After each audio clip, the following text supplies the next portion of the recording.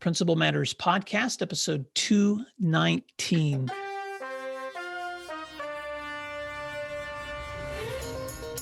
Hi, friends. This is Will Parker, host of Principal Matters, the School Leaders Podcast, where each week I bring you inspiring, innovative, and imaginative ideas for your own school leadership.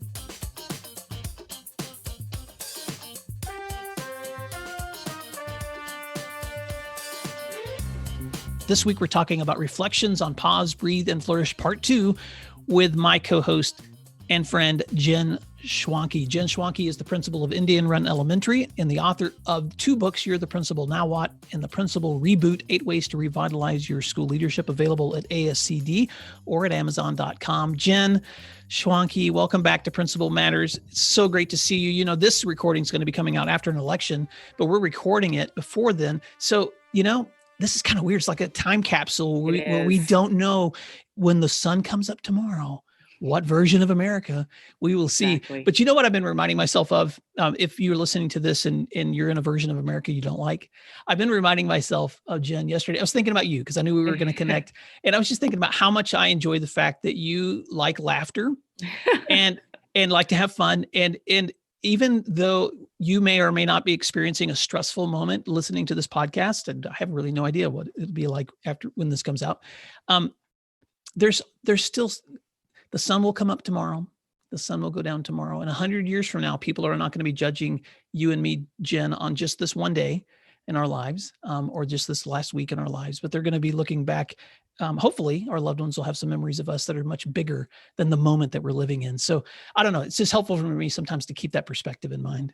It is helpful that things are just so unreal right now in a lot of ways. And so when this episode airs, we will know what to do with that day and the next day and the next day. And we will just take one day at a time.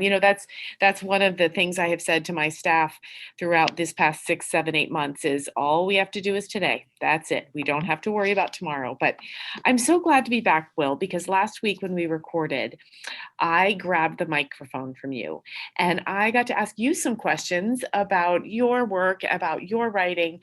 We focused a lot on your most recent book, Pause, Breathe, Flourish, Living Your Best Life as an Educator. And then I also want to give a shout out to your other two books, Principal Matters and Messaging Matters, which listeners can find on Amazon as well.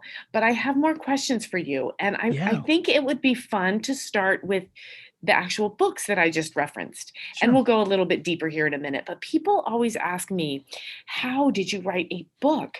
How do you capture your thinking in a book format? So tell your listeners about the writing process and the professional channeling of the things you know and have learned. Yeah, thanks, Jen. Again, that's not a question I think I've been asked that directly before. So, the writing process is different for every author. And so I know mine may not be one that is yours or someone else's, but this is just the way it's worked for me. I began writing the content for my first book while I was still a practicing principal, and the content for my second book when I was still a practicing principal. That second book actually published at the exact same time I was transitioning to this new position that I have as a director for our State Principals Association and the work that I do with Principal Matters as an LLC. And so this third book was the first time that I've actually written one, not as a practicing principal at the same time, but really the format for all three was very similar. Every single week, since 2013, I guess, I sit down and I think about the lessons, the stories, the meaningful moments of my week that I would like to share. And it is almost like my blog is almost like a journal, or this podcast has almost become like an audio journal of that journey for me. And so I have written some piece of content or shared some piece of content now for 7 years. And sometimes that's 500 words, sometimes it's 1,000 words or 1,500 words. But because I've made a commitment to every week writing something, I've been able to go back to that same content over time and look for themes, pull those together, and place those into the content that's become my book. So for me, that's been a helpful way to consistently commit to writing every single week. But then I go back later and begin to pull that content back out and look at it in terms of concepts or themes that I would like to share. So in Principal Matters, for instance, I was sharing a lot of content in those early years of just the how-tos of our job. So that book was very practical, just ways that you can lead teams or ways that you can prepare for the beginning of school, or ways that you can create key responsibility areas among your staff. The second book was more the idea of how to enhance communication with your teachers and your students and your community members, because I had become well practiced in communication through my own work with writing, but also in my school community in messaging. And then, of course, the third book we talked about last episode, the ideas that I had for that is people kept asking me, principals especially, how do I focus on my own self-growth? So for me, the craft of writing is a weekly commitment that I can go back later and use as the beginning, the origin for what I can later begin to unpack for potential chapters or concepts. I think the reason I find that so inspiring, Will, is how many times do you think to yourself, or does somebody say to you, oh, you should write these down, you should write this down, and you just don't because you get busy and you get tired. But your writing process really speaks to the commitment that's needed to capture all the learning and the growth and the day-to-day nuances of being a principal. And I do encourage your readers to do that, even if it's a sentence or two at the end of a long day. What did you learn today, or what was it that really stumped you today? And then to look back on those can be really, really insightful, validating, humorous, enlightening, and a journal for a principal, or embarrassing, because sometimes I listen back to old episodes, or I'll read something I wrote 5 years ago. I'm like, oh man, I can't believe I said that. Yes. But you're right, Jen. And, for me, it's become, because I did that through blogging, and maybe you do that by writing a journal. Maybe you're listening to this and you do that by the things you post on social media, but you track that as a way to keep up with your own learning. But yeah, I think I've told you this before too, but there were times, even while I was still a practicing principal, when I would run into a crisis and I would think, oh my gosh, this reminds me of 8 months ago when this similar situation happened. And I would literally go to my blog and open it up to 8 months ago and read what I wrote then and go, okay, I need to do these 5 things, because I need to do these 5 things right now, because you were smart back then. But also because I took time to write it down that back then, so I wouldn't forget. And, my wife told me recently, I hope she, we talked last time about being vulnerable, so I'll share something vulnerable about her and then later get permission. So I don't think she'll mind me sharing She won't mind. But sometimes, my wife was sharing with a friend recently that sometimes when she struggles with being really low emotionally, that one of the techniques that she learned about a year ago was she's written herself a letter to Missy, where she'll say to herself, here are some things that you need to remind yourself of today. Go for a walk, listen to music you enjoy, call a friend and let them know this is the situation. And she's kind of got this list of things to remind herself that she writes when she's in the place where she's feeling really good. Right. So that when she's in that low moment, she can read it and remind herself, oh, this is the steps I need to take to climb back out of this moment.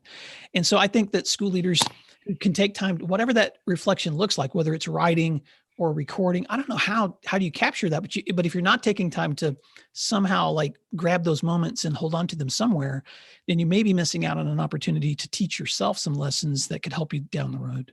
I think Missy's onto something, because in terms of a principal role, because this job is very cyclical, and there are very, very dark, cold times. And then there's wonderful times too.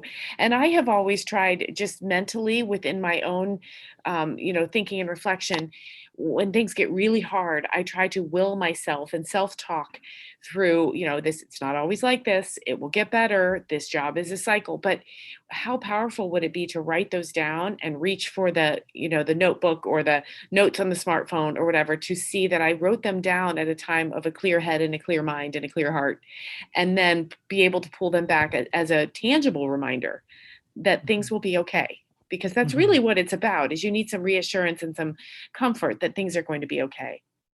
That's good. So I'm going to tell a quick story. I had kind of a kick in the gut about a month ago. I'm going to tell the story really quick, and then it's going to lead to a question for you. I had I had gone on a run and I passed my school. It was, 7 a.m. on a Sunday morning. And I saw a teacher who I know comes to work very early on Sunday mornings just to do an hour or two of work while her family still sleeps. I know this teacher very well. And she finds that time to be so balancing for her. She doesn't miss anything at home. She gets everything all set. She feels great. Then Monday she comes in and she's ready.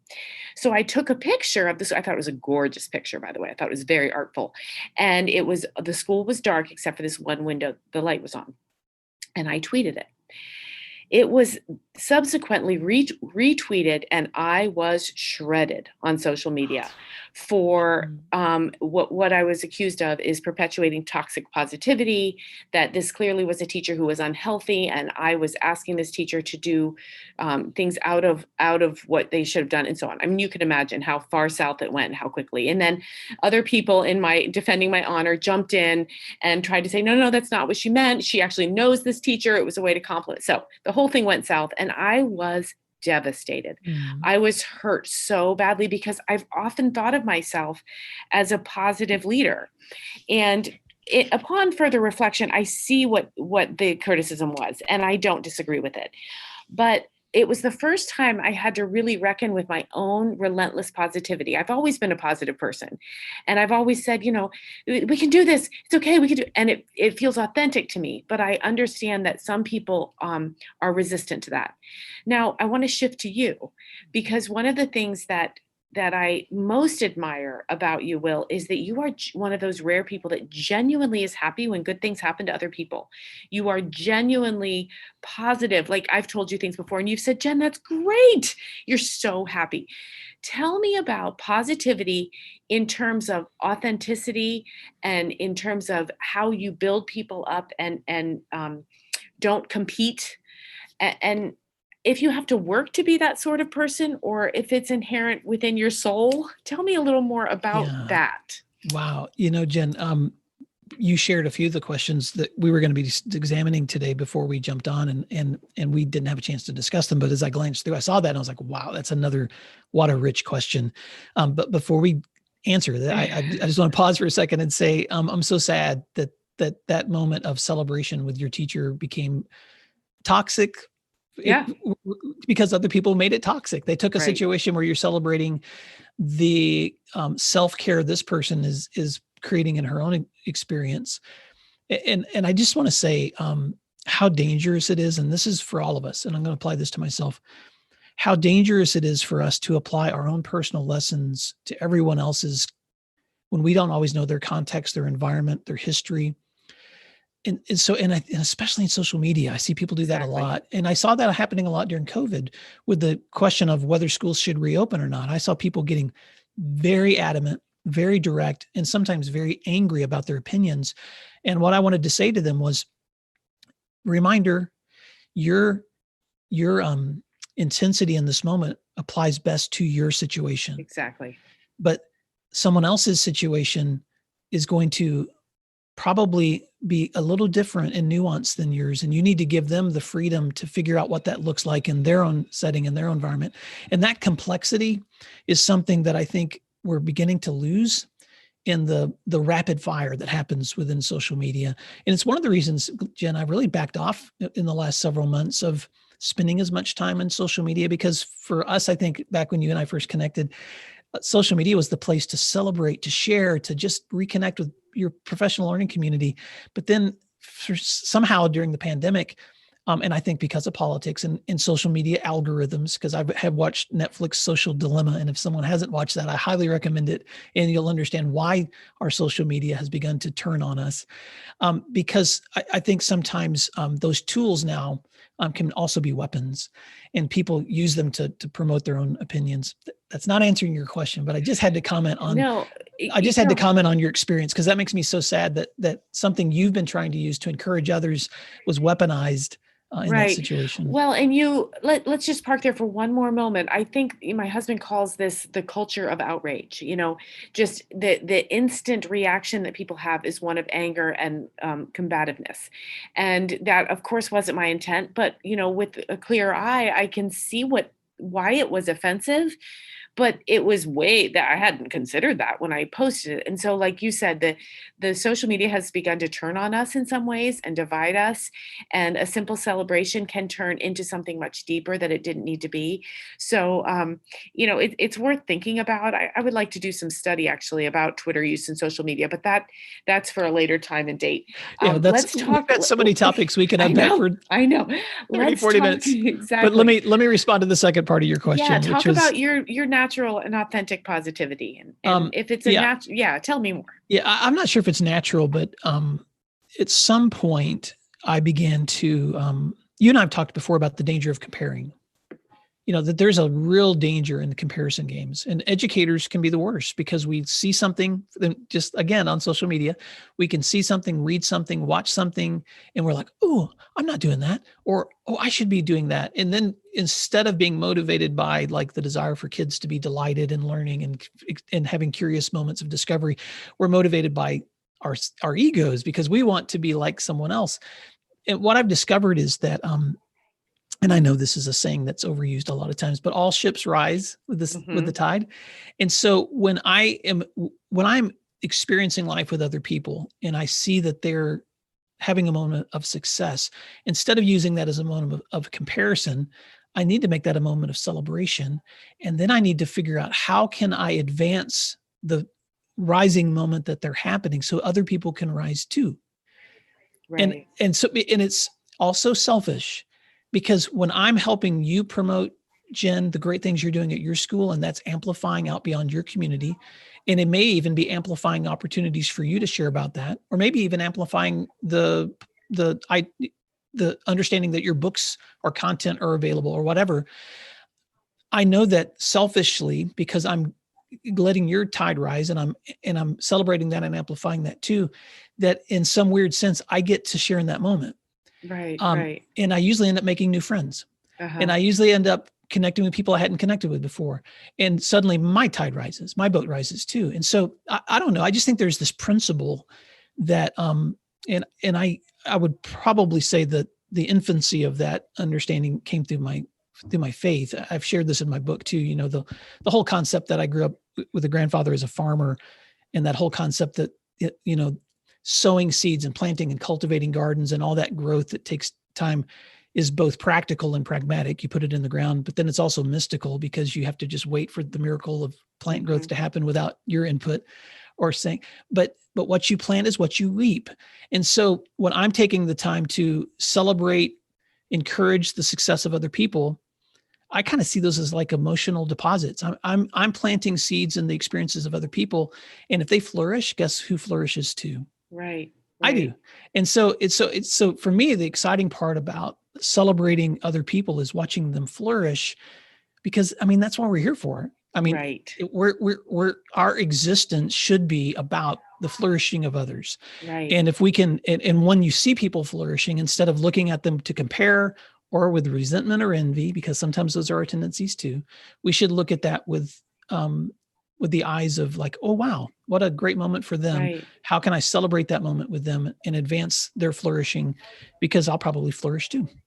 There's been some studies done about envy, and envy has a negative connotation, but there's actually a couple kinds of envy. One is a malicious envy, and that's the one we think of, but the other is a beneficial envy. And so none of these terms are either good or bad.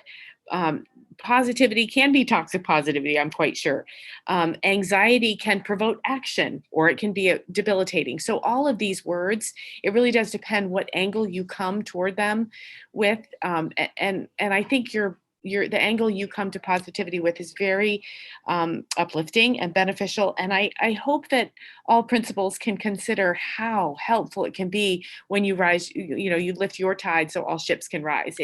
It's true of your school, of your community, of your students. If they see you lifting those ships, it's wonderful for everyone. Well, and I want to add something, Jen, here for Principal Matters listeners, because you may be listening to this and thinking through like, yeah, that makes sense, Will, but sometimes I have crappy days. Oh yeah. And sometimes I just need to be real about the difficult moment I just walked through. I can remember one day sitting in a room with a social worker and a school counselor and a teenage girl who was being told that the foster family that she'd been living with, and this was the how many other times had she lived with foster families, that her latest foster family had decided this wasn't working, and that she was there to sign her out of school and take her to a new shelter and then to another home. And just watching the heartbreak and the agony of that moment, that was not a good day, Jen. Right. But that's not a story that I could go down and put in my school newsletter. Right. But that's an experience that I was heartbroken watching that student go through, and then trying everything I could in my limited power to at least be encouraging and help in a situation that I frankly could not control. So you may be listening to this today and you're like facing whatever that moment is for you. It may be the pandemic. It may be a family crisis. It may be the results of this election. It may be the holidays coming up. It may be a broken marriage, whatever it is. And as I was writing this book, Pause, Breathe, and Flourish, Jen, I did have some conflicting emotions with what I don't want the message of this book to be is that if you do these things, your life will flourish, because that's not true.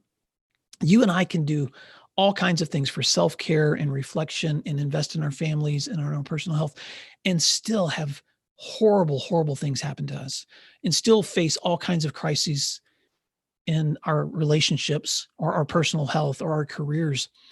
And that, because that's just life. And so I don't want our positivity. I certainly don't want it to be toxic positivity, but I also want it to be positivity that's anchored in reality. And so my choice to celebrate others is not because I'm ignoring the negatives. Right. Exactly. It's because I want to amplify the positives more than the negatives. And this is where I think school leaders have so much power, because at the end of every single day, you can choose the story you want told from your school community.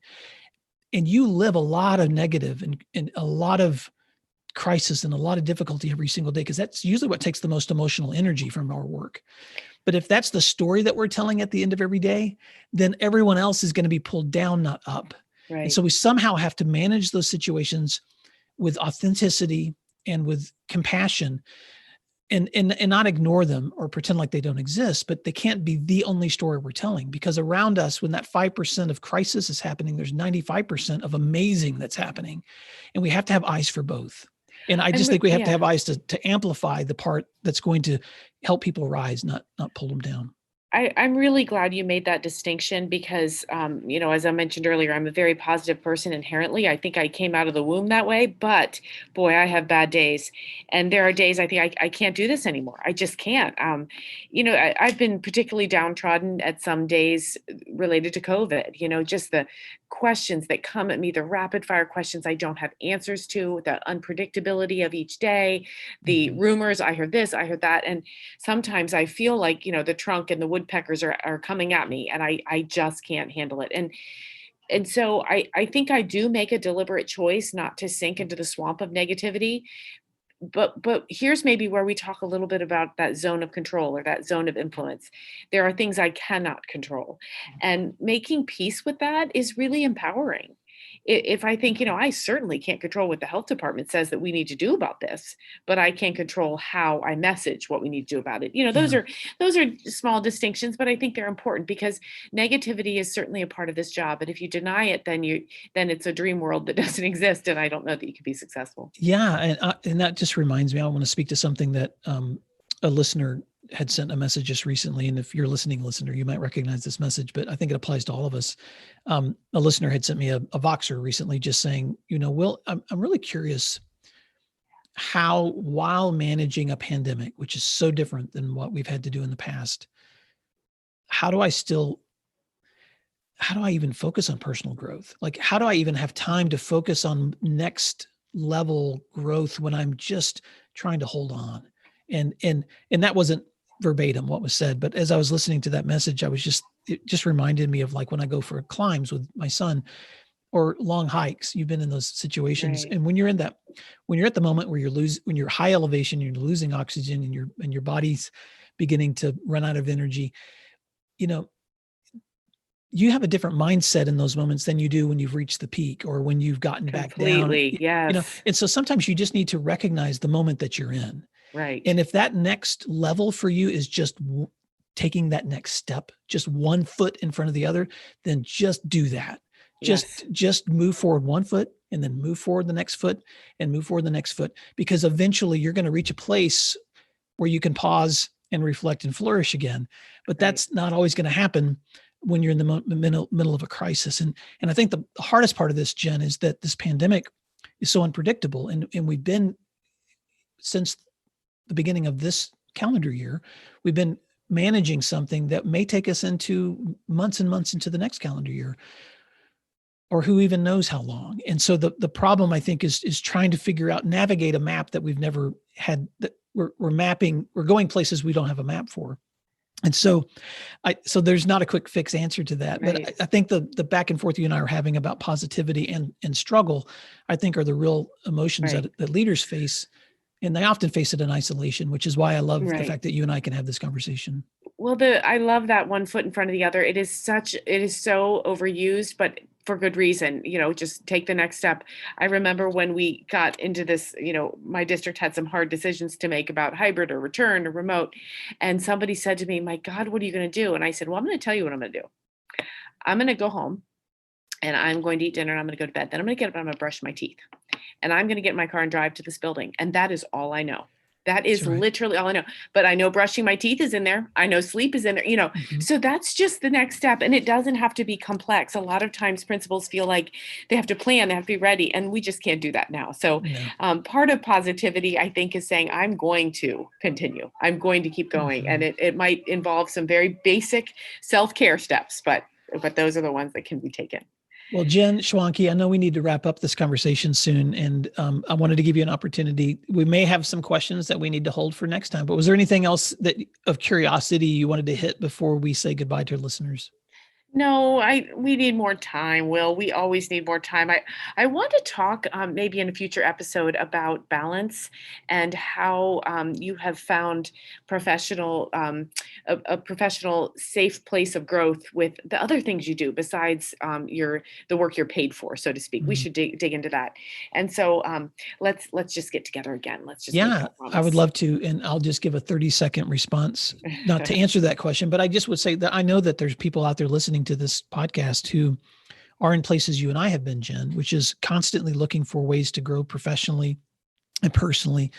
And I can remember when I kind of had that yearning to I want to begin teaching some of the things I'm learning. I would love the opportunity to someday present at conferences or write a book, and kind of yearning for that, but not knowing who to turn to for that kind of advice. And so I started listening to other educators who did that. And I actually heard a podcast one day where an education leader who was published and well-known nationally was asked that question: how would other people begin to do your kind of work?